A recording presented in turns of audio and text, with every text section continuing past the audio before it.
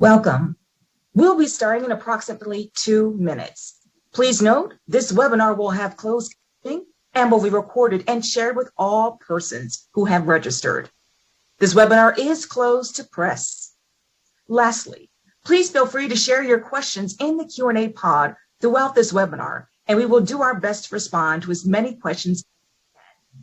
The next voice you will hear is that of our newly appointed director, Mr. Marcus Coleman, Jr., of the Department of Homeland Security's Center for Faith-Based and Neighborhood Partnerships.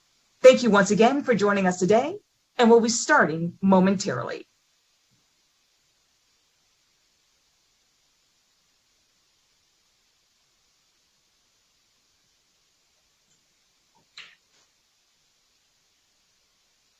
Good afternoon and welcome, everybody. We see some of the comments in the chat regarding the sound, so we will be mindful of that.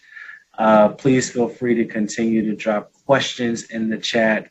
I want to thank you all for joining us today. We know that it is a very busy time, and many of you have many roles and commitments that you play, and we're honored that you would spend a little bit of time with us today. As Nicole mentioned, my name is Marcus Coleman. I am the new director for the Center for Faith-Based Neighborhood Partnerships at the Department of Homeland Security. I will be back to talk more during the Q&A portion of the discussion, but I wanted to take the opportunity to make an esteemed introduction to Melissa Rogers, Executive Director of the White House Office of Faith-Based Neighborhood Partnerships and Senior Director for Faith and Public Policy within the Domestic Policy Council. Melissa, over to you. Thank you so much, Marcus. Can you hear me okay? Yes, ma'am, we can. Great. Thank you. Well, good afternoon, everyone, and thank you so much for joining us. And thanks for that very kind introduction, Marcus. I want to just thank and welcome you. We're so pleased that you are in place, leading with distinction, as you always do, now as head of the DHS Center for Faith-Based and Neighborhood Partnerships. And many of you know Marcus from his work over the years in government service prior, and he is just a wonderful leader, and we are terrific. We are so pleased that we have his terrific service at this time. And so welcome and thank you so much for convening this call. And thanks to all of you for joining us for this really important discussion. We know that there are more than 300,000 houses of worship in the United States, and even more, religiously affiliated institutions and community institutions. When you think about the whole picture of places across the United States where people gather to worship and to have activities, and we know that everyone joining us wants to make sure that we have safe and secure environments for people to congregate, to fellowship, to worship and serve. And the purpose of this webinar is to help people do just that. And when we think about it for a moment, we realize the ability to practice faith without fear is a fundamental part of religious freedom that everyone should enjoy in equal measure. Recently, however, some faith communities in the United States and around the world have been increasingly targeted for violence. And these despicable attacks are unmistakably designed to use fear and violence to undermine people's ability to congregate and practice their faith. And this kind of evil, of course, has no place in our country. President Biden has said, and I quote, "We must be vigilant against the rising tide of targeted violence and hate at home and abroad, and work to ensure that no one feels afraid to attend a religious service, school, or community center, or walk down the street wearing the symbols of their faith. My administration will guard these cherished principles." And for that and other reasons, the Biden-Harris administration has prioritized the prevention and prosecution of hate crimes. As you know, President Biden recently signed the COVID-19 Hate Crimes Act and the Jabara Hire No Hate Act. And the Department of Justice is implementing that law, and that's helping speed our response to hate crimes and provide resources to law enforcement to improve hate crime reporting, which is a problem that we really need to lean into to tackle better. Also, on his first full day in office, President Biden directed his national security team to lead a 100-day comprehensive review of U.S. government efforts to address domestic terrorism. which has evolved into the most urgent terrorism threat that the United States faces today. And as a result of that review, the Biden administration released the first ever national strategy for countering domestic terrorism to address this challenge to America's national security and to improve the federal government's response. And I hope we can get that strategy out to all of you so you can read through it. It provides a nationwide framework for the United States government and its partners to do a variety of things, including understanding and sharing domestic terrorism-related information, preventing domestic terrorism recruitment and mobilization to violence, disrupting and deterring domestic terrorism activity, and confronting long-term contributors to domestic terrorism. And of course, relatedly, the Department of Homeland Security is doing a wealth of work in this area, including strengthening the program that makes grants to nonprofit institutions to protect them in the face of security threats, and training congregations and communities on security steps that every institution can take. And you're going to hear more about these kinds of actions today, steps that can be taken to improve the safety and security of houses of worship and other spaces where people gather. And we're so grateful to all the speakers, including a variety of faith leaders, for joining us today for their leadership and service. And in addition to the presentations, we'll have moderated QA with our colleagues from the Department of Homeland Security and the Department of Justice. So let me just close by saying that, as President Biden has also noted, we want to do more than simply prevent and prosecute hate crimes and other forms of targeted violence. We want to build a society that protects fundamental freedoms and ensures that everyone is safe and everyone is valued. And all of this work obviously requires partnerships with advocacy organizations, schools, faith-based and community organizations, and businesses, to name just a few. So I want to say a special thanks to all of you who have joined us today. We simply could not do this work without you, and we welcome your ideas about how we can better partner with you. Partnerships are always two-way streets. We learn as much from you as you learn from us, and it's crucial that we not only, have these kind of presentations, but we actually have conversations where we listen and hear one another. So thank you again for this opportunity to have a conversation today and for the honor of being able to work with you moving forward. Thanks again to all the participants in this call, and I'll now turn it over to Nicole for the rest of the program. Thanks, everybody. And thank you so much, Melissa. Truly grateful for you and your leadership that you have for all of our centers that you oversee and support. And so grateful for your time and for you joining us today. With that, let us turn our time over because we have an exciting hour ahead and want to jump right into all of our presenters. First, let us welcome Mr. Sim Singh. He's the Senior Manager of Policy and Advocacy with the Sikh Coalition. Sim is a licensed attorney who has worked on grassroots and national advocacy efforts on multiple forms of hate crime. We are certainly grateful to have Mr. Sim Singh join us today. Sim, we'll turn the time over to you now. Thank you so much. Thank you, Melissa. Thank you, Marcus. And thank you, Nicole, for hosting this critically important and timely event and your continued partnership to promote the safety of all of our communities from targeted violence. As Nicole said, my name is Sim J. Singh. I'm the Sikh Coalition's Senior Policy and Advocacy Manager, and I've helped develop the Sikh community's responses to targeted violence against our houses of worship. The Sikh Coalition, for those of you who may not know, works to protect constitutional rights to practice one's faith without fear through the community, through courtroom, through classrooms, and halls of Congress. And we strive to do this with integrity, selflessness, and with the belief that our shared work holds a greater purpose for all faith communities. The Sikh Coalition was founded by volunteers on the night of September 11, 2001, in response to a torrent of violent attacks against the Sikh American community. In those early days, a group of Sikhs decided to take a stand against the civil rights abuses our community faced. Now, the Sikh Coalition has transformed into the largest Sikh American advocacy and community development organization in the United States. And our team provides a robust services for legal, policy, education, community development, and support for the Sikh American community. Many may not be aware about the Sikh community, so we wanted to start today's presentation and give you a quick primer before sharing more information on today's topic. Many may not realize that Sikhism is the world's 5th largest organized religion, originating from South Asia. It is a monotheistic religion that believes that there's one God for humanity and believes in truthful living and equality for everyone. However, Sikhism is actually a distinct and unique religion. It is distinct from Hinduism and Islam. And here in the United States, the community is estimated to be around 500,000 people.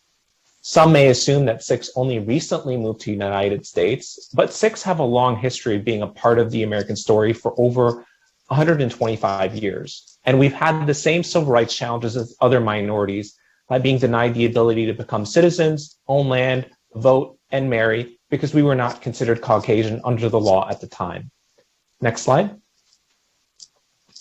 Sikhs are most known for their religious identity, which is often recognized through our wear of the Sikh turban, which is mandatory, for both women and men. For a Sikh, wearing a turban asserts a public commitment to maintain the values and ethics of the tradition. As a result, the overwhelming majority of turbaned individuals in the United States are likely to be Sikh. Now that you know a little bit about who Sikhs are, let's talk about our houses of worship and the challenges that our community faces. Slide. The Sikh house of worship is called a Gurdwara. And from the time of the faith's founding, visitors of all backgrounds have been welcomed in these spaces. And to this day, people come to the Gurdwara seeking shelter, comfort, and food. And in the United States, there are approximately over 300 Gurdwaras nationwide. The Gurdwara is where Sikh community gathers for prayer service and to learn from each other. You'll see large amounts of people usually come to the Gurdwara in the United States on weekends. Every Sikh house of worship also provides a langar, which is a free community meal prepared and served by volunteers in the spirit of equality and hospitality. Despite the beauty of the faith and its inclusion and respect for others, our community has faced a number of challenges due to bigotry and hate. Slide. While Sikh Americans have experienced xenophobic violence for more than a century now, the terrorist attacks of 9/11 resulted in violent backlash that continues to reverberate in modern America. Anti-Sikh violence directly targets Sikhs because of their religious identity or because they are viewed as something other than a member of the local community. In fact, the first fatal hate crime casualty in a post-9/11 environment was Balbir Singh Sodhi, a Sikh immigrant living in Mesa, Arizona. His case is among hundreds of other hate incidents immediately after 9/11. Not only are Sikhs individually targeted for hate crimes, but so are our houses of worship. Also, since 9/11, whenever a significant international terrorist event unfolds, Sikhs and other similarly situated communities experience an uptick in discrimination, which manifests itself in various ways, from school bullying, workplace discrimination, and even profiling by law enforcement. And according to the FBI's 2019 hate crime data, Sikhs are the 5th most targeted faith group for hate crimes. In fact, the Sikh American community is also now very concerned that we may face backlash attacks as a result of the situation transpiring in Afghanistan. Similar to the days following 9/11, we were concerned that there may be a resurgence of false associations of the turban and beard as being associated with the Taliban, and that is simply not true. I did also want to note that there is a false understanding as to why anti-Sikh hate crimes may exist. And anti-Sikh hate crimes are not exclusively matters of mistaken identity by biased actors. This framework is actually really problematic because it implies that there is a correct identity group that ought to be targeted. We believe that no community should be targeted, and not all hate crimes against the Sikh American community are cases of mistaken identity.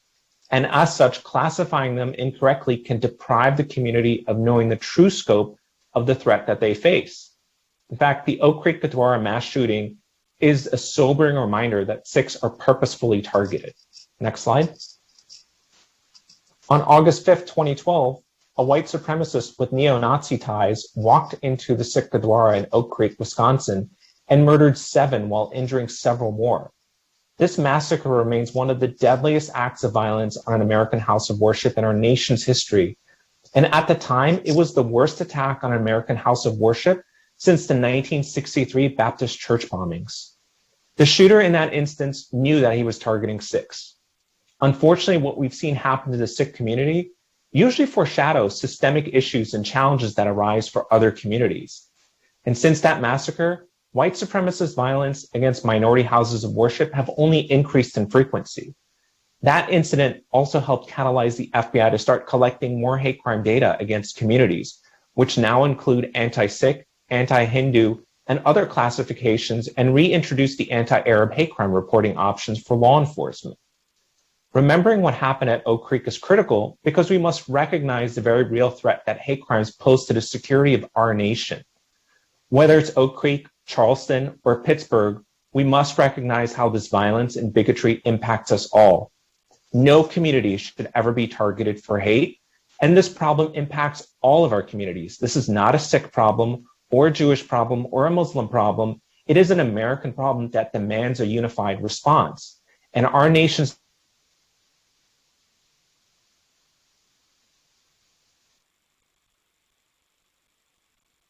divisive political rhetoric, the Sikh Coalition worked to help better protect Gurdwaras from more targeted violence and utilize the existing resources and expertise of federal law enforcement agencies like the Department of Homeland Security. Slide. Sadly, long after 9/11 and the Oak Creek Gurdwara massacre, the animus against Sikh American, Muslim, Arab, Hindu, and South Asian communities persists. The Sikh Coalition and other organizations documented increases in hate crimes and targeted threats against their communities as a result of divisive political rhetoric surrounding the 2016 election. And the tacit approval of white supremacist ideologies and policies put in place more communities at risk. And those actors felt emboldened to continue to push their narratives of hate onto the community.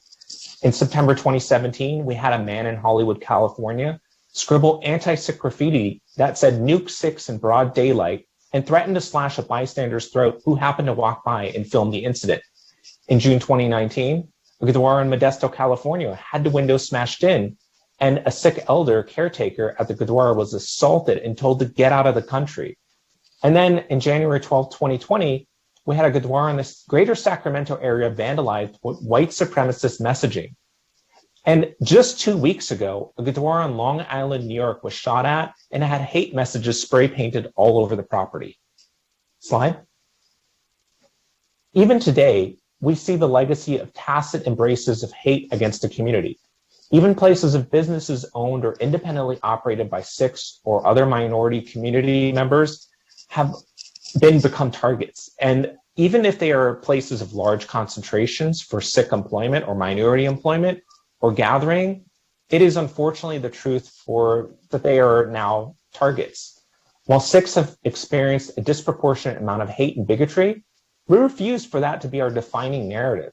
Sikhs are doctors, soldiers, farmers, engineers, and we are resilient people. And Sikhs have been an integral part of this nation for over a century, and we're working to find ways to build community resiliency. Slide. The Sikh community has been responding in a myriad of ways to push back against hate in all forms against any community. We've done interfaith events and done awareness presentations, banding together with communities whenever they are targeted for mass violence. The Sikh Coalition has also worked to find ways to share resources and information in response to targeted violence. Slide. In 2017, the Sikh Coalition created the Gurdwara Security Toolkit we made available for our community, which leverages the resources created by various federal agencies tasked with protecting communities and critical infrastructure. We found that most houses of worship, Sunday schools, and community centers within the community were just not aware of some of the resources out there and that they were available for free. We also found that due to the nature of each house of worship being unique in their physical composition, in attendance, and in neighborhoods, there's no one-size-fits-all approach. Houses of worship should strongly consider doing free security assessments in partnership with federal, state, and local law enforcement, or hire private security consultants to advise them on how they can best protect those resources. The Sikh Coalition has reached out to almost all Gurdwaras in 2019, and we initiated the process of conducting security assessments for over 80 Gurdwaras. Almost all of them have been conducted through CISA's protective security advisors, and there are some that might not have been completed, and others who did decide to complete such security assessments, but because of the pandemic, we're able to do that through self-assessments rather than through in-person assessments.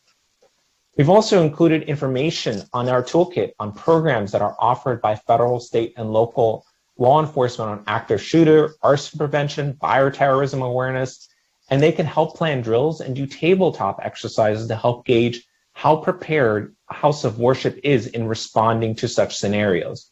But most houses of worship are just not aware of these resources, and we hope that they'll be able to take advantage of these wonderful programs that are being offered. And the toolkit that we created also helps leaders at houses of worship think through some of the community needs and response initiatives and how they should prioritize their security needs. Beyond this toolkit, we also organized Gurdwara security webinars to help raise awareness about these resources. Panelists include representatives from the FBI, CISA, and others to share resources to the community, along with information about grants and take questions that they may have. Next slide, please. Since Oak Creek and the years that have followed, we've learned some communities may not be comfortable engaging with local law enforcement or federal agency given years of CVE programs or surveillance or entrapment cases involving certain community members. And that's a legitimate concern. So we've provided other avenues for the Sikh community to help protect themselves and respond to targeted violence. One solution that we've developed is a community reporting initiative like reporthate.org, where members of the Sikh community are able to submit their incidents of hate to organizations like ours, where we can track hotspots and identify trends in regions. This then allows the Sikh Coalition and our partner organizations to deploy interventional resources that help in raising awareness about the Sikh community and educate the local community how to protect themselves and understand their rights if they're targeted for hate crime. We also provide legal assistance to our in-house legal team, who can walk through victims of hate crimes through services that they may require and work to identify an avenue of justice that might be appropriate for the victim and the impacted community that was targeted. We are then also able to explain the significance of bias to law enforcement and prosecutors who may not always understand the nuance of why a specific expression was indicative of bias, such as using a mocking foreign accent while assaulting someone, or the significance of a Sikh keeping his hair and the attacker forcefully cutting that hair off. And with that, I hope we'll be able to have a robust discussion and learn a little bit from one another on how we can help protect our houses of worship. I'll turn it back over to Nicole. Thank you so much, Mr. Singh Singh. We are truly grateful for all the resources and things you shared. And as people note, there are ways you can continue to follow up and learn more about all that has been shared today. Equally, just want to encourage everyone, if you have questions, please put them in the Q&A pod. And as shared, we will do our best to respond. With that, let us welcome our next speaker, Mr. Michael Masters. He is the National Director and Chief Executive Officer for the Secure Community Network. Secure Community Network is a safety and security organization of the Jewish community in North America. Mr. Masters has served on several task forces in support of the Department of Homeland Security, and we're certainly grateful to have him today. He has equally served within the U.S. Marine Corps. With that, please let us have a warm welcome to Mr. Michael Masters. Thank you, Michael. Nicole, thank you as always for a great introduction. I also want to recognize and congratulate Marcus on his well-deserved appointment, and Melissa for her leadership, as well as all of our partners in the federal government. SCN, the Secure Community Network, has worked closely with the federal government for close to 20 years, and I just want to recognize the leadership that we have seen most recently, particularly under Secretary Mayorkas at the Department of Homeland Security, and obviously under the leadership of the White House to engage in these important topics at this critical time. And indeed, it is an important time. If slide, please. Next one, please. When we think about the threat environment facing the United States, and particularly the faith-based community, and I couldn't agree more with my colleague Sim's comments, Director Ray noted that this is one of the most dynamic and complex threat environments facing the United States and the Jewish community specifically in the history of our country. Prior to COVID, we faced 4 deadly domestic terror attacks in just under 14 months. And while COVID-19 has closed many of our facilities, it's fair to say it has not stopped those who hate us or wish us harm, either as a Jewish community or as a broader faith-based community or country. We have seen a proliferation of online hate, incidents of harassment, vandalism, and anti-Semitism, particularly those tracked by the federal government as well as partners such as the ADL. And as the country began to open up, we saw an increase in deadly mass attacks, just 7 between March and May of this past year. That reality requires us to work together to ensure that we are safe and secure. And beyond the actual physical threats, if we can change to the next slide, one thing that we are always thinking about in our community, this is a posting from a Jewish day school's prospective parent chat. And if you read it, it gives you the sense of anxiety that can exist within a faith-based community around issues of safety and security. And as Melissa said in her opening, we cannot allow safety and security concerns to be a barrier to entry in the faith-based community. We have to ensure that we are creating safe and secure environments that people can pray, participate in civic life in peace, and that once they enter those facilities, they feel safe and secure. So security doesn't become a barrier to entry, either by prohibiting people from entering, nor does it become the lack of security become a barrier either. And that's critically important for us. A little bit about SCN, if we can go to the next slide, as Nicole mentioned, we serve as the official safety and security organization for the North American Jewish community, formed under the Jewish Federations of North America and the Council of Presidents. In that role, we work on behalf and with 146 federations across the country, 53 national Jewish nonprofits, and over 300 independent communities. Those are smaller communities, places like Charlottesville, where SCN was on the ground just over 4 years ago this past week in response to the Unite the Right rally that occurred there, working with the community to ensure its safety and security, which is our mission statement. Slide, please. To ensure the safety and security and resiliency of the Jewish community in North America. But so much of what we do as a faith-based community is driven towards protecting the whole community. And that needs to be done in partnership, both with the private, nonprofit, academic, and certainly public sectors. Slide, please.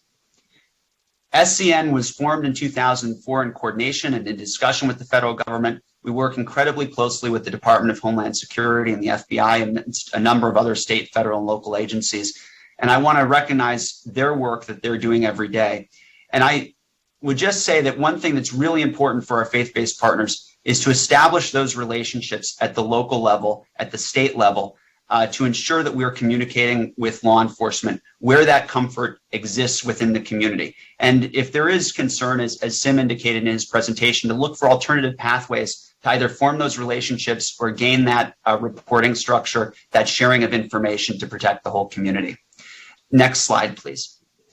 One thing that we recognize is the diversity of our faith-based community, both externally, but certainly within the Jewish community. We're thinking about our houses of worship, community centers, senior centers, hospitals, our college and university environment, our schools, our day and overnight camps. That diversity of between over 8,000 to 12,000 facilities has encouraged the approach that we've taken as an organization and as a community around the country. Next slide, please. And that philosophy that we've worked to impart is to really build a security shield that protects the Jewish community across North America, ensuring Jewish life can not only exist and be safe and secure, but actually flourish so that people feel not only comfortable, but encouraged coming into our faith-based and civic institutions. And one thing we know about a shield or any sort of protective barrier is that any hole in it creates insecurity. So one of the things that the Jewish community has worked to do over the last 20 years is really increase the number of professional security programs that occur at the local level, often through and with the Jewish federations in those communities. So right now we have over 45 professional full-time security directors working around the country. Some of them serve just one community. Some of them serve multiple communities or a region. And what we've seen in the last 5 years is we've increased the protection from just 7% of Jewish communities having that level or access to a security professional who does everything from intelligence, information sharing to training, to now over 65% of the Jewish community across North America.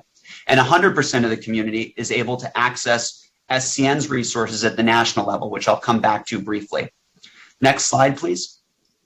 And as I mentioned, one of the things that's been really critical for us We recognize the threat is well-intentioned, poorly intentioned, well-determined, and really committed to undertaking violence. And that means that we have to have a response that is capable, adaptive, flexible, and experienced. So we have really worked to increase and create a professional network collaboratively with law enforcement and by bringing individuals with experience in to deal with security issues and safety issues across our community, and working in coordination with the community itself, whether they're volunteers or engaged members of the community, to create that security shield.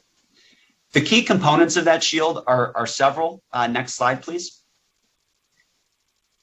Very briefly, intelligence and information sharing. Keep going. Keep clicking away. Thank you. Planning and preparedness, doing those assessments, those standard security protective measures that Sim mentioned, working in coordination on incident response and in support of the community.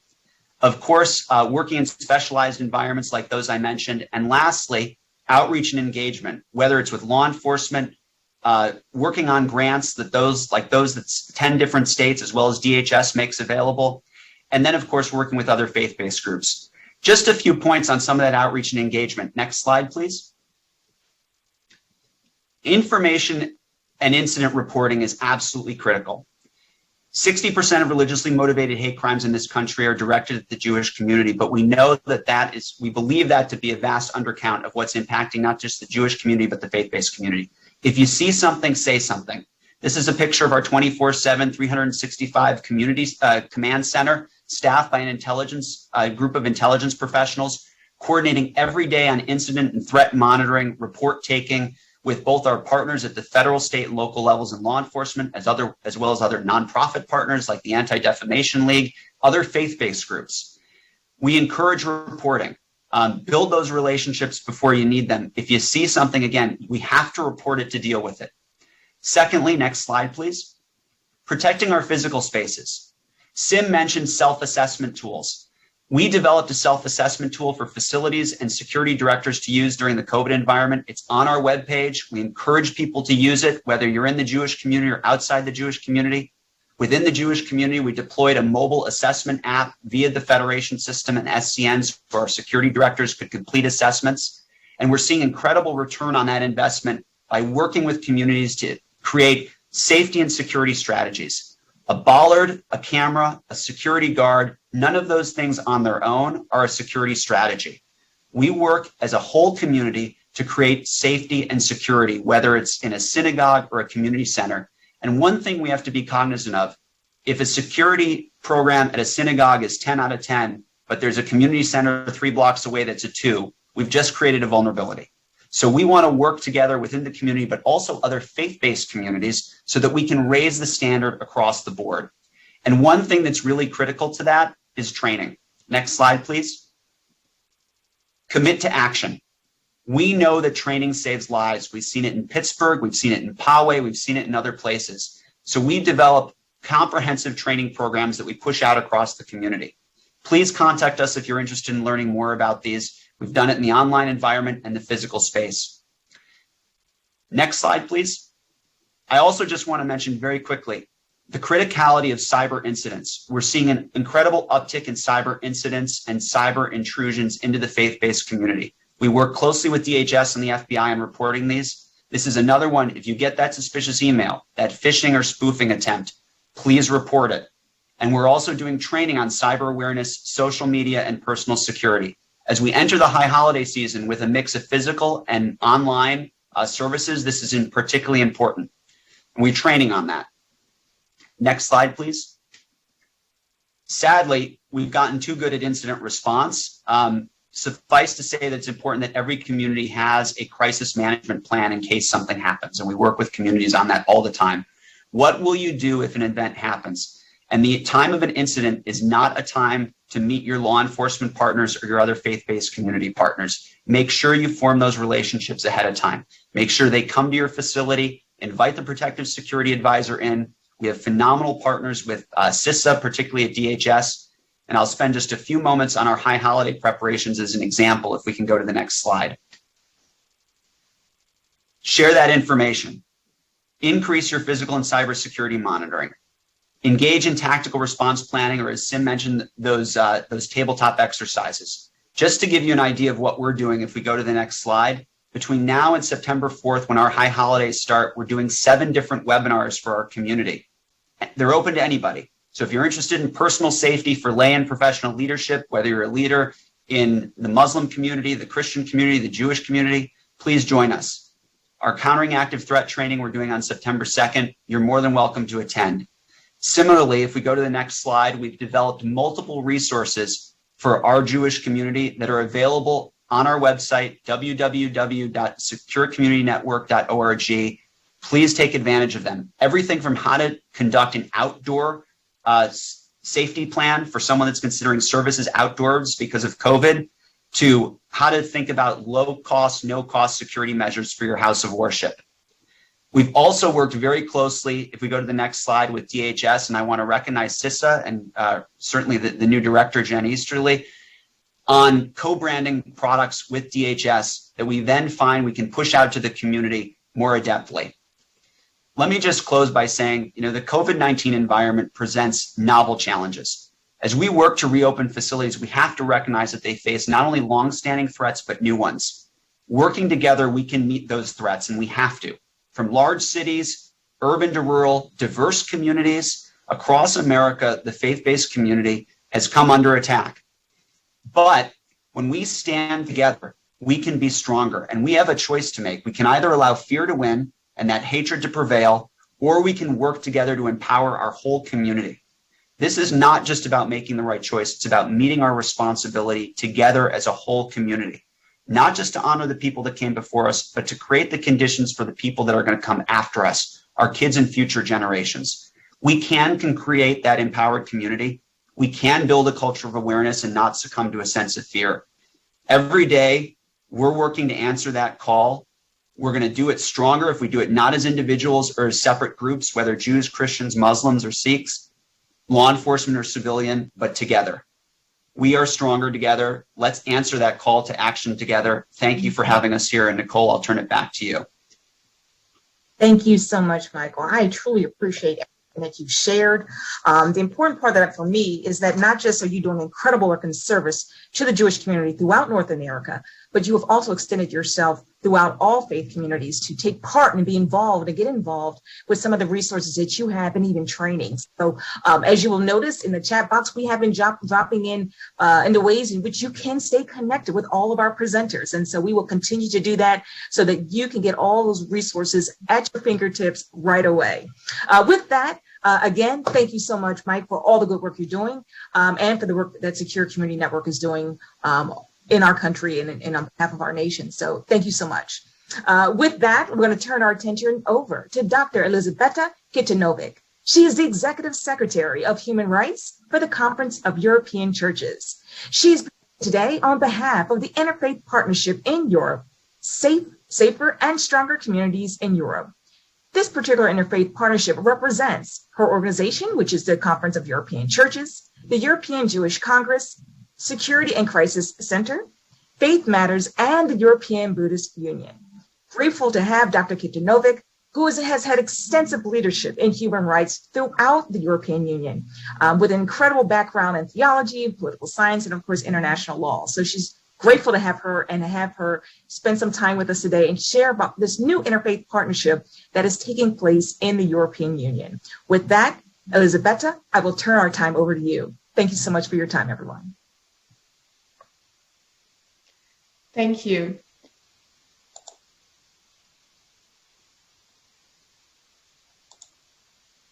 I will start a little bit explaining legal and policy framework and how Conference of European Churches came into being engaged in this project in the European Union. The European Union, actually European Commission, has produced one very interesting document, which is called like Action Plan to Support Protection of the Public Spaces. Next slide, please. And this document actually was supporting the work of the working group that European Commission has set up of the 27 focal points from security, perspective, as well as they gather some practitioners and people who are working on human rights issues and on freedom of religion or belief, and especially on violation of freedom of religion or belief, coming to and participating in the work of the working group of the European Commission related to the protection of the public spaces. And then European Union has issued one very quick guide to support the protection of the worship places for religious communities. And afterwards, actually, they also created EU Operators Forum, where twice a year, basically so far, we met to discuss pressing issues in the domain of the security of the worship places and public places in general. So there were so many attacks in Europe in the recent years, and we could see the increase, which basically, raised concern also for the churches that they also need to do something about this. Our colleagues, and as Nicole mentioned, already our partners have much more extensive experience than us as Conference of European Churches dealing with security issues in this domain. Simply, European Jewish Congress and their Center for Crisis Management and Security Management have been working on this for decades.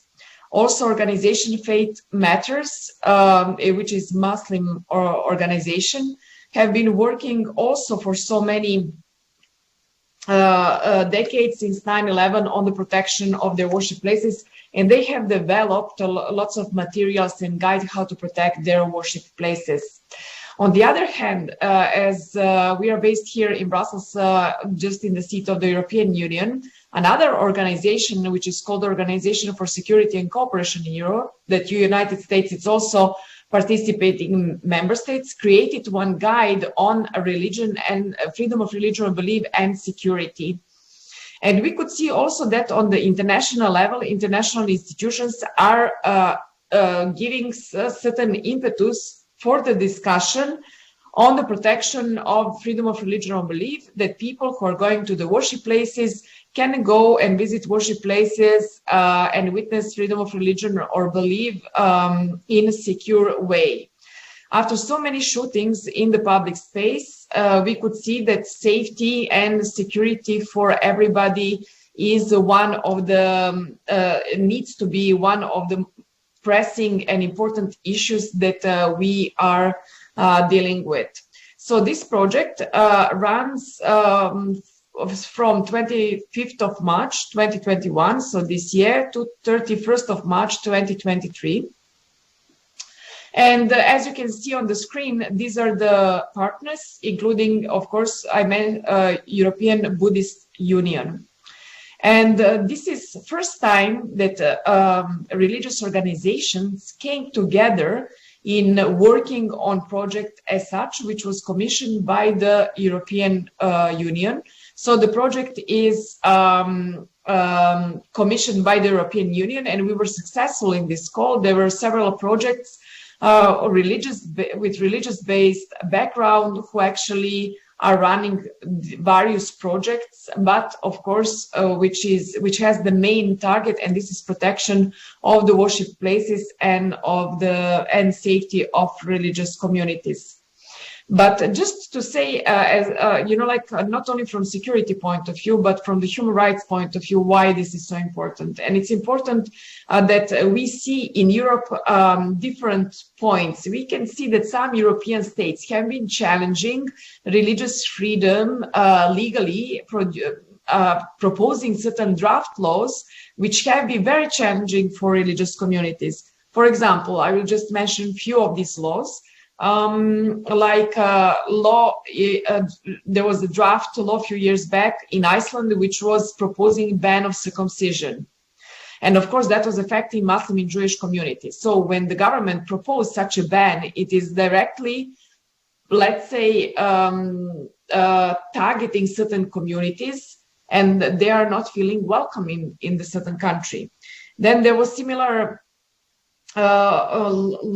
law which was pointing out in a little bit different direction, and there was a draft law in Bulgaria where, for example, state proposed such initiatives that religious communities should not and must not receive foreign funding, regarding also these communities as a potential threat, which was very, very difficult for really some, especially small minority churches and religious communities, that they continue their mission and their work.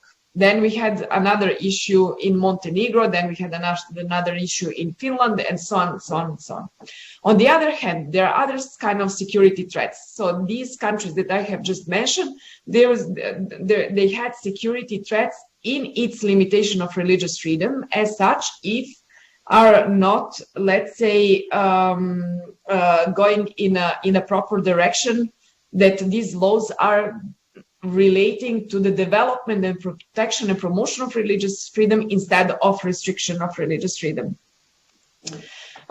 We could see also in the latest period, we had the conflict between Armenia and Azerbaijan, which was one of the very important security threats just recently in the region of Novgorod-Karabakh, where two states are fighting because of the religious heritage which is there, and the land and sovereignty and so on. Then we could see also Russian-Ukrainian conflict around Crimea, which also somehow put churches in actually engage churches in the conflict, even churches they did not want to be in this kind of conflicts, but somehow they were there because of the property that they own and so on. And then there were issues between Serbs and Albanians in Kosovo, etc. Again, over the property issues, and which is very much challenged. So the nature of different conflicts, for which security is important to be practiced by religious communities, has various levels, and starts in a different, let's say, manners. So for us as Conference of European Churches, it was important to address these issues. And then we have been dealing with many conferences, writing position papers of the Conference of European Churches before we started looking into security concepts and engaging ourselves in the training and in all these, let's say, discussions how to improve security of the worship places. So this SASKE project is the main aim of this project is basically to develop content and videos, brochure, guidances, guides, training materials, etc. for the target group who are religious leaders and people who are going to the churches and religious communities. Then we were discussing also to have such a good communication that this material that we produce, we can train the trainers. So we have started also developing a network within the religious communities and churches, people who are reporting every month what is going on in terms of vandalization, in terms of access to the worship places, what is going on with the property, also what are cyber attacks, also on various dignitaries and communities and so on. Next slide, please. So when we come to the reporting, so every month, so we are submitting report to the European Commission. And what does that mean? It means that every of our 4 partners, like Security and Crisis Center of European Jewish Congress, Conference of European Churches, Faith Matters, European Buddhist Union. So through our networks, we are collecting the data, which is open source intelligence. And then we are making one report, which is analyzed and then sent to the European Commission, but also to other like Europol, CIPOL, Interpol, and other organizations who are monitoring these developments every month. And here you will see that we have also, for the Conference of European Churches, we have created like special email address where these issues in Europe, if churches are facing with, can be reported. Next slide, please. So on the basis of the material that we have developed, and I hope that we will have still technical possibilities to show two videos afterwards, These training are developed for security guards, for community leaders, staff members, and community members. And you could see here also on the screen that we are targeting like 14 countries like Belgium, Netherlands, Luxembourg, Spain, Portugal, Italy, Ireland, Estonia, Sweden, Poland, Slovakia, Hungary, France, and Germany for the presentation of these trainings. Next slide, please.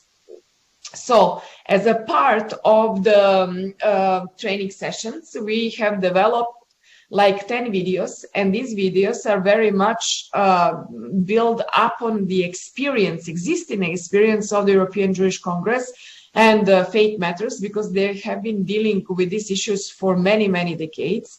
And the great opportunity was that they unselfishly, I need to say that, they shared all this great material with all of us, and we have helped and commented the videos and the material to improve it and to make it better, to be adaptable for all religious communities.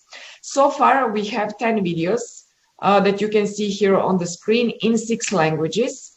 So suspicious object, active shooter, which was already mentioned in this conversation, data protection, car ramming, suspicious behavior, kidnapping, hate crime, CPR, fake ID on the web, and radicalization. So, Nicole, I just want to check with you. Can we see suspicious object video and hate crime video one after the other? They are basically 1 minute each. I'm sorry, Elizabeth, due to the time, we won't be able to show the videos, but Okay. we have opportunities for us to share how they can obtain the videos afterwards. So my apologies to everyone. Thank you. No problem. No problem. The website will be run very soon. We're interested to see all these short videos there. You won't need more than 10-12 minutes to look all of them and just to see what are important things that we were thinking in this project are important for the religious leadership and people who are attending services in the churches and religious communities. And then next slide, please. We have developed also guide for law enforcement, like for guide for leaders and staff members, and then to protect your own community, guide for community members. So we just were of opinion, as we talked so many times in Europe, that there is a need for religious literacy of law enforcement. This guide, it's one step in that direction, where we have produced a short material from 4 faiths, 4 religions, about what are the most important things that when an officer goes to the mosque, to the church, to the synagogue or Buddhist temple, that they know what they are supposed to do, and that at least that they are aware what they are not supposed to do. Let's put it this way as well. Next slide, please. So for this purpose, we have built the website, which is called www.saske.eu. So next slide, please. So, and then this website should be active in, as I said, in a month from now. So on this website, you will be able also to report whenever incident happened, whether it is church, synagogue, mosque, or Buddhist temple. Any incident that we will basically analyze and look upon and submit to the European Commission and also other relevant partners. So I would stop here. I mean, at the end, on the next slide, you have contact information. If you would like to learn more about this project, you may contact me in our office, and also our leading applicant will be very happy to engage in further cooperation. Thank you. Thank you so much, Elizabeth. I truly appreciate your time, spending time with us. I know that you are in another country and our time difference is different, but certainly grateful for you extending yourself in your day to share with us about the good work that you're doing in this very unique interfaith partnership that is combining Christian, Jewish, Muslim, and Buddhist communities working together for the safety and security of houses of worship and other faith communities throughout the European Union. So again, grateful for what you've shared. And just as a reminder to everyone who's very excited to see the videos, as I am, the website will be available in about a month. So please stay tuned, please stay connected. And there is a way we've shared in the chat how you can stay connected to Elizabetta to learn more about it and when the website will be available. So just stay tuned for that. And again, we welcome all those questions that people have. As we mentioned, we'll do our best to respond in the Q&A pod. With that, let us turn our attention to our next speaker, the Reverend Dr. Miriam Burnett. She's the medical director for the African Methodist Episcopal International Health Commission and president of the Resource and Promotion of Health Alliance, Inc. Reverend Dr. Burnett is both a licensed minister as well as a medical doctor and a veteran of the U.S. Army. She's a strong advocate as it relating to focusing on a very holistic health in those whom she serves, both here in the U.S. and internationally. With that, we're going to turn our attention over to Reverend Dr. Burnett. The floor is yours, Dr. Burnett. Thank you so very much for this opportunity. Congratulations again, Brother Marcus. It is with great anticipation that I share information that relates to the African Methodist Episcopal Church, our response to safety and security. You can go to the next slide. Let me first say that our response has been one that we started with from our inception. Over the years, it has become more formalized. It has, we've created protocols and training efforts, much of which has been in collaboration with Homeland Security and all of the resources that we've talked about. We do leadership readiness and preparedness training that centers around September, but also depending on what is happening around the globe. For instance, when the Emmanuel 9 tragedy occurred, the massacre, we did an update. When the churches, the Black churches were being burned, we did another update. When active shooter, not necessarily related to the AME Church, incidents were on the rise, we did more training. When there were incidents of intruders in the building, more training occurred. Our Sons of Allen, which is our men's ministry connectionally, globally, you may hear me use the term connectionally interchangeably with globally, because that's how we refer to our international work, has been largely responsible for our security. But in the recent years, in the last 15, 20 years, since I became medical director of the Health Commission, we have moved to having our people that are CERT trained, who are FEMA response trained, those of us who are veterans of armed forces around the globe as a part of this initiative. And the protocols have been developed by the Health Commission in collaboration with many different entities. So we have partnered with governmental agencies around the globe, and in particular with US around active shooter, intruder in the building, vandalism, lockdown, shelter in place, not only as it relates to safety and security for the aforementioned, but also in terms of disaster preparedness. Next slide.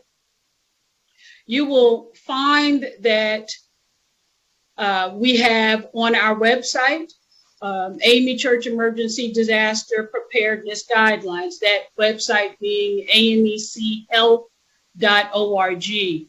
In that guideline booklet and the website presence, you will find guidelines, suggestions, specific assignments for classes of personnel, whether it be Sons of Allen or presiding elders or pastors or local lay leaders, all contained within that guidebook. So at all levels of our church, all levels of each regional district, we have their assignments, which can be adapted for the specific local or regional levels. Next slide. As we work together, we encourage cooperative work in many of our different organizations, our AME Health Commission, our Department of Global Witness and Missions, our Sons of Allen, our Women's Missionary Society, our lay organization, our RAYAC, which is Richard Allen Young Adult Council, our YPD, our Boys and Girl Scouts. All of those different AME organizations come together in order to make this work, preparedness and response efforts work.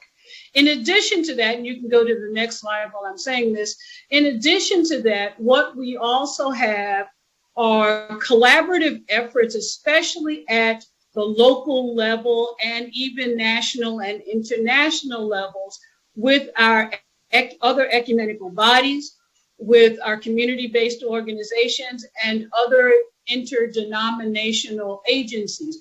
We are actively a part of the National Council of Churches USA. We are a part of other institutions, to include the World Council of Churches.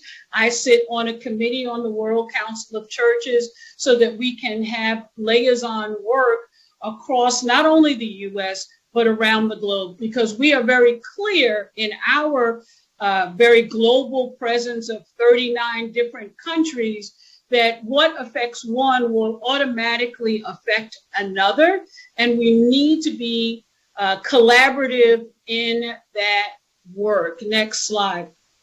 When we speak about that, we also speak about making sure that we have printed and audiovisual and electronic and website and apps and other resources that we are engaged in using, whether they be co-branded with the AME Church or whether they are governmental resources or the like. But we make sure that those are accessible to all. We use toolkits. We use, as referred to earlier, all kinds of step-by-step instructions on how to create a safe environment. We encourage partnership with local and regional law enforcement agencies so that our people know them and they know us. Even I'll use my local church as an example. We have made sure that we are partnered with our local police department, fire department, as well as Youth Athletic League, YMCA, and other entities to ensure that the work that we are doing is collaborative. We work with our community-based organizations.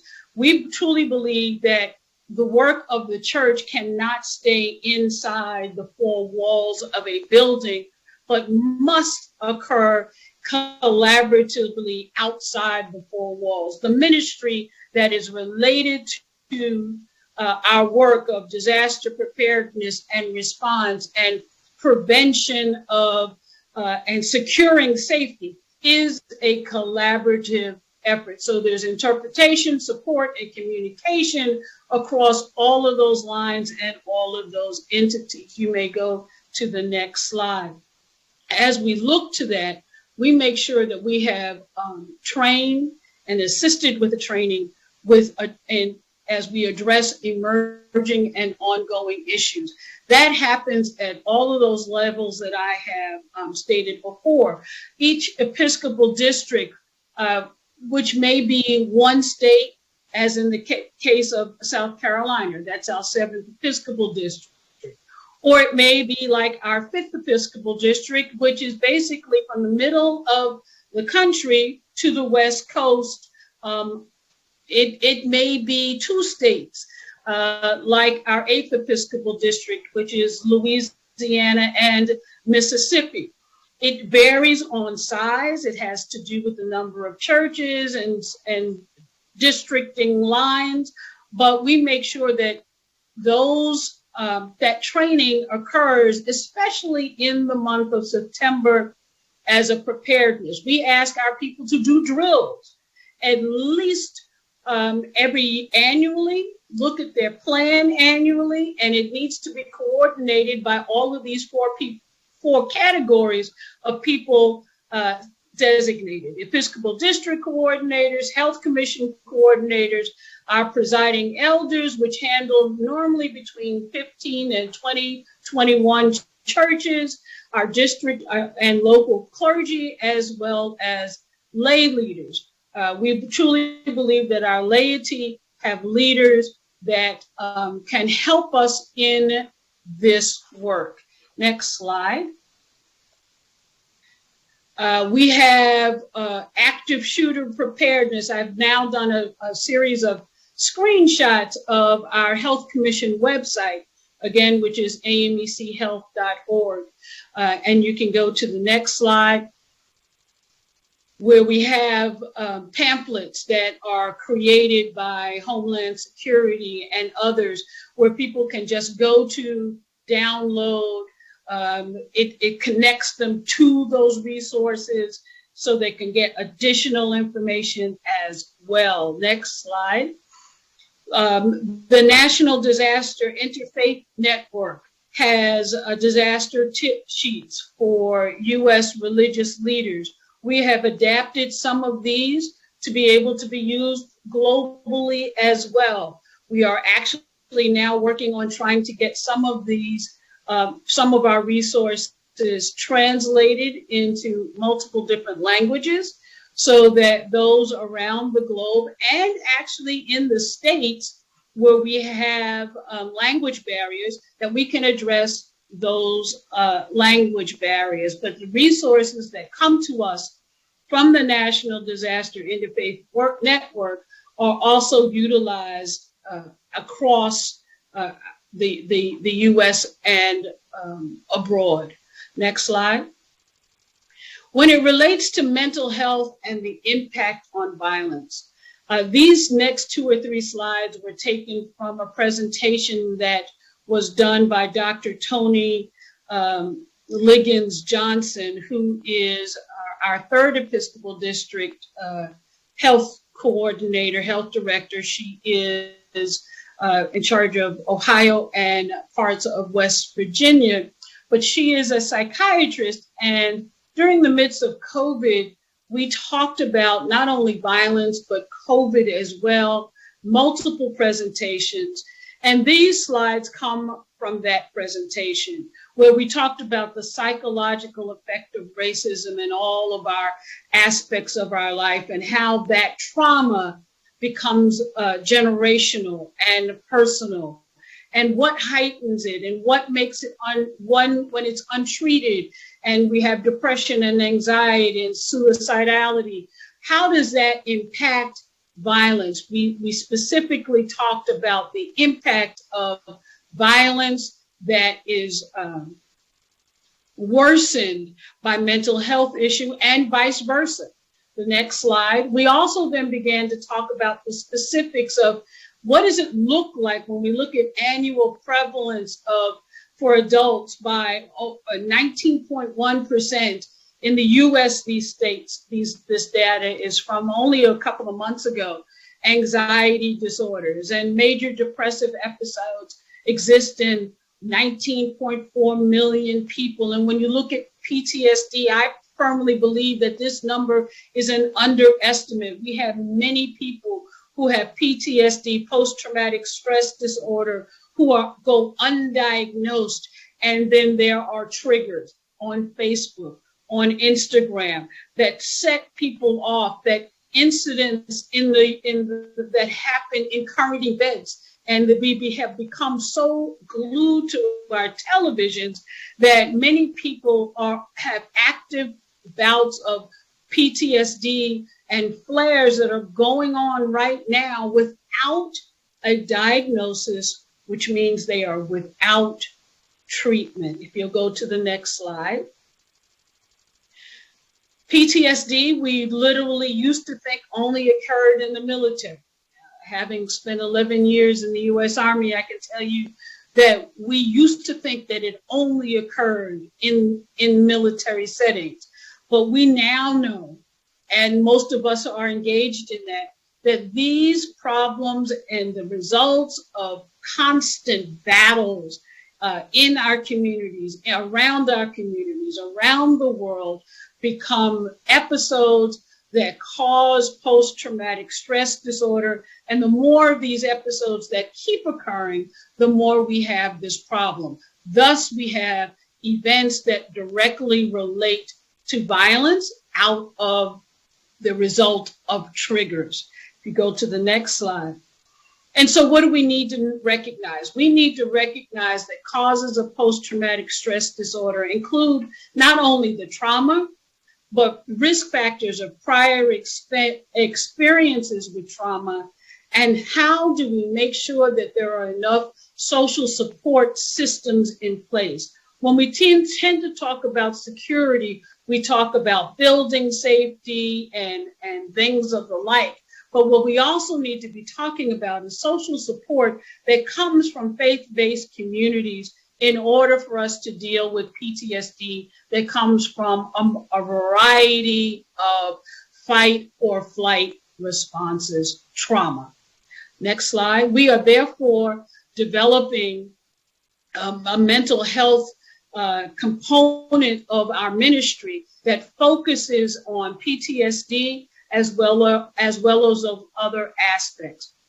We try to make sure that we are using public health approaches that will allow us to evaluate which threats are most likely to occur and how we can be best prepared for those that we've identified, because it does vary community by community.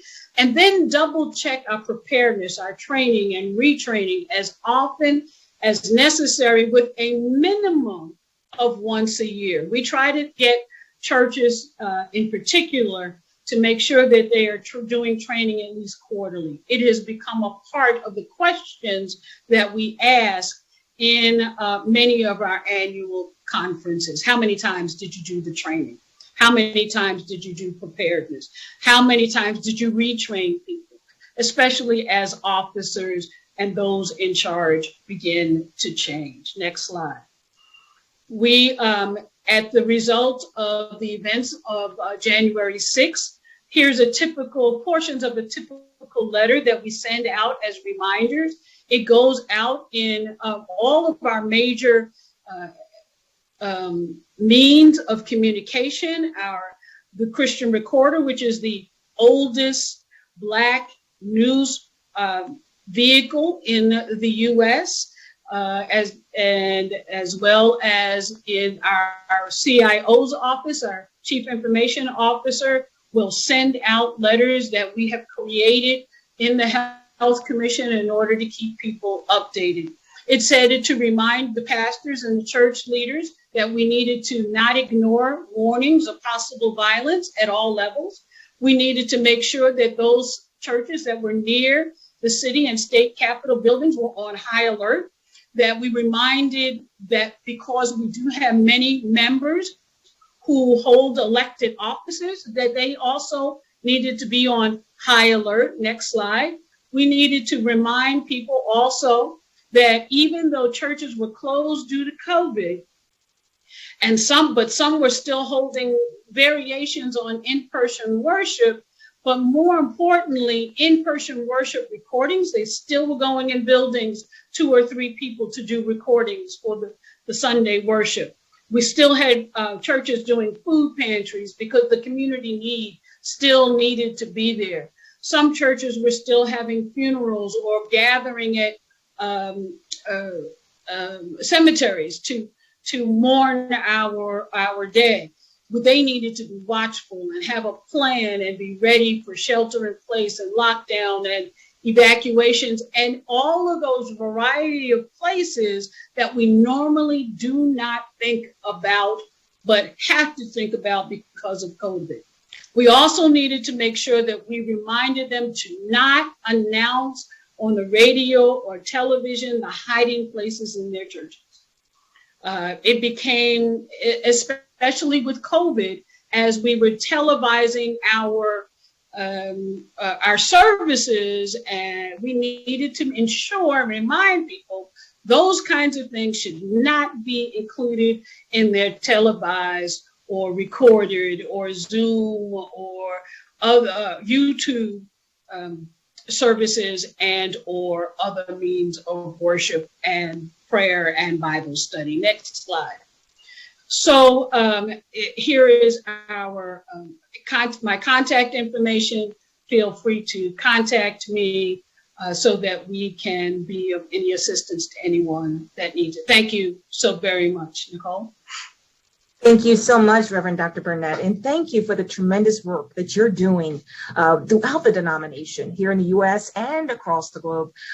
In particular, the resources that you share, some very practical steps that you can take that can be supportive, I think, to any house of worship, and all the information you shared. Equally value the fact that you uplifted the importance of focusing on the mental health and well-being of others. When we talk about the safety and security of each other, it is equally important we talk about the well-being of each other and that holistic approach of us caring for each other. So again, thank you for your time, your expertise, and also joining us internationally to be with us today. So again, thank you for your time and look forward to you joining us during our Q&A portion. And right before we get to that Q&A portion, we do have one presenter that I do want to uplift who will be before us and then join us for our Q&A. And that's one of our colleagues, Susan Snyder. She's the Chief Activist Assailant Security Programs with the Infrastructure Security Division within Cybersecurity and Infrastructure Security Agency within the Department of Homeland Security. Susan is a longstanding partner of the DHS Partnership Center, and certainly grateful to have her today to share some resources that we hope will be very supportive to you, focusing on the safety and security of houses of worship. Certainly grateful for her leadership here within the department, but also as another proud veteran with the U.S. Air Force. So grateful for all of our military persons who have joined us today, and even our presenters who are representing different areas of our military. So thank you, Susan. We'll turn over to you for a couple moments before we jump into our Q&A. Thank you. Thank you so much. Thank you, Nicole. Next slide, please. Next slide. All right. So thank you so much. I am with the Cybersecurity and Infrastructure Security Agency. Acts of targeted violence against houses of worship are real and potentially growing problem in the United States, and a top priority for the Cybersecurity and Infrastructure Security Agency. Working in partnership with private sector entities, CISA provides guidance and support by identifying, developing, and implementing innovative and scalable measures to mitigate the risk to crowded places, including houses of worship. We encourage houses of worship to take a holistic approach to security. This requires a robust security plan that should be tailored to the specific needs and priorities of every community. Next slide. All right. I already posted this into the chat and the questions and answers, but to better understand the risk to our country's religious institutions, CISA recently conducted extensive research and analysis on incidents of targeted violence towards houses of worship that occurred between 2009 and 2019. As part of this effort, we identified 37 incidents of targeted violence that included shootings, vehicle ramming, arson, bombing, edged weapons, and cyber attacks. Mitigating attacks on houses of worship security guide includes identifying and assigning clear roles and responsibilities for developing and implementing security measures across the organization, conducting a vulnerability assessment to understand the risks to a specific house of worship, building a culture of safety within your houses of worship community. It also includes a chapter on daycare and school safety considerations. That was one of the questions from the participants. And I also wanted to uplift the active shooter preparedness, access, and functional needs, what you should know video. That is located on CISA.gov. You can find it on our website. Next slide. Thank you. In addition to the mitigating attacks on houses of worship security guide, CISA offers a suite of resources for faith-based organizations and houses of worship on our website, including a free security self-assessment tool designed for individuals with little to no security experience to complete a security assessment. This tool can serve as the first step in developing a security plan, and depending on the state, may be used for the nonprofit security grants. Not only with the self-assessment tool, there's a user guide that can help walk you through it. The Active Shooter Preparedness Protecting Houses of Worship video is phenomenal. It provides useful information about threat preparedness. It showcases perspectives on how law enforcement, houses of worship, and other partners can work together to report suspicious behavior and raise security awareness while forging relationships within the community.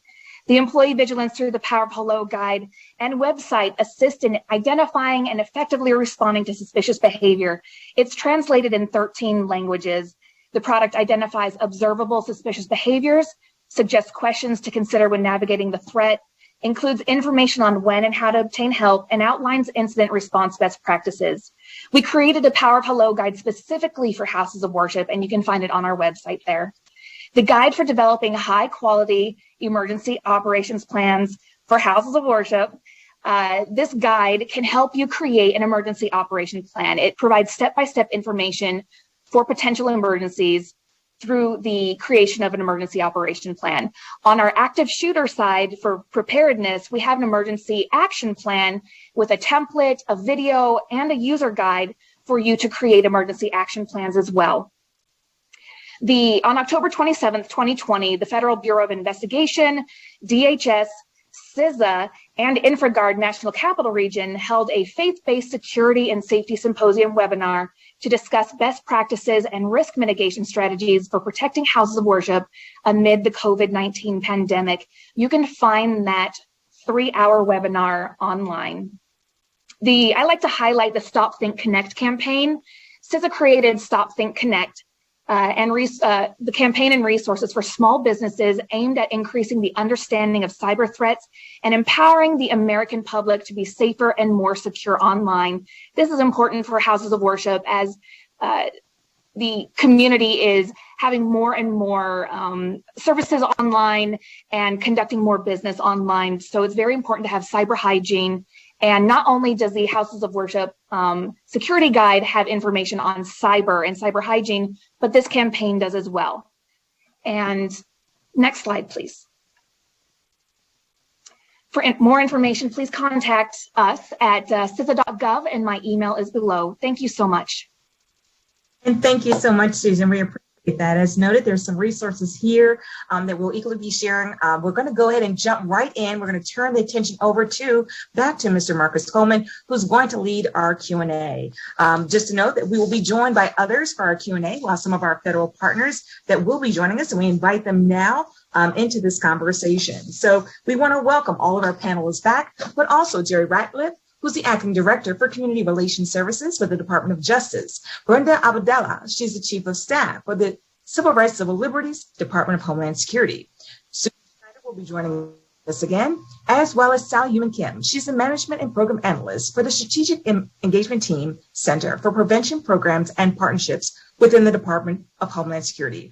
I want to turn our time back over to Marcus Coleman, who will allow us to have a few moments with Q&A and then close us out. Thank you so much, everyone, for your time. Thank you very much, Nicole. And I just want to thank everybody that's been able to hang on to the webinar today. There was a lot of great information. It was our intention to provide a multi-faith perspective as it relates to preventing targeted attacks and improving the safety and security for our houses of worship. I just want to elevate a few things that have come up in the chat a few times. Number one, we will be sending out a follow-up email with all of the great resources that you've heard today. And something that everybody has touched on, this is the first but not the last presentation and not the only. And so for all of our partners, they've mentioned webinars and pre-existing things that may answer additional questions. What I want to do, being mindful that we are over time, is I actually want to ask one question because we've been able to get to a lot of Q&As in the chat as well. And we'll continue to collect questions and continue to inform that in our next engagement. But my one question is going to be, there was a lot of information shared today, and many faith leaders and many community leaders are going to be going to their next meeting. And so I would love for each person that's on the call to recommend one thing that somebody can do within the next 2 weeks. We know that life is happening, a lot's going on, and I want to invite our federal partners that haven't had the opportunity to speak first to make that one recommendation on a connection that they can make, on a resources they can use in terms of a next step. So we'll start with Sally from DHS Center for Prevention Programs and Partnerships. So Sally, what recommendation do you have for faith leaders? Well, this is a lot of pressure to be the first one, but I'll try to provide something. Hi, everyone. My name is Sally Yuman Kim. I work, like I said, like Nicole mentioned, I work in the Center for Prevention Programs and Partnerships, also known as CP3, in the Department of Homeland Security. Because of time, I would really recommend, all the faith leaders and the faith-based organizations on this call to go to our website, dhs.gov/CP3. It outlines all of our lines of effort. We have a grant program. We have an educational team. We have my team, the strategic engagement team, and we also have a field operations team. So even though you are not here in Washington, D.C., we can always connect you to a regional prevention coordinator near your state or community, and we can get you connected to any, to our basically toolkit of educational, technical, and financial resource. I think the biggest plug I would put in for our center is our grants program. We just closed out the recent grant program for 2021, but please look out for the next year, 2022, and that'll come out next year in the spring. And again, those financial resources are open to, NGOs, faith-based organizations, state, local, territorial, and tribal government, along with public and private institutions of education. And these financial resources will help you and your organizations close out any kind of gaps or improve any capabilities in regards to targeted violence and terrorism. And so I would really suggest you guys go to that website, but also maybe my email can be linked into the chat. Again, I think Nicole can do it, but I'll just say it, human.kim@hq.dhs.gov. Thanks, Mark. Yes, absolutely. Thank you very much, Sally. And let's go back to Susan. What's one recommendation you have for attendees to take with them for the next 2 weeks? I would like attendees to take a look at this. Seems kind of self-serving for myself to say this, but take a look at the self-assessment tool and see where you're at within your organization and where you might want to consider taking steps to improve your own security, especially as we're going into the high holidays and other religious holidays coming up. Just to take a vulnerability assessment of where you're at currently. We provide a free assessment tool, and would love for you to take a look. If you have any questions about it, please contact central@cisa.dhs.gov. I'll put it in the chat as well. So if anyone has any questions about the assessment, please let us know. Thank you very much, Susan. And Brenda, I would love to hear your one recommendation for our audience members to take forward with them for the next 2 weeks. Good afternoon, everyone. Pleasure to be here in such esteemed company. My name is Brenda Abdulal. I'm the Chief of Staff for the Office for Civil Rights and Civil Liberties at the Department of Homeland Security. And we very firmly view the impacts of extremism as a civil rights issue as it impacts all of our communities across the country and your freedoms to practice your faith freely.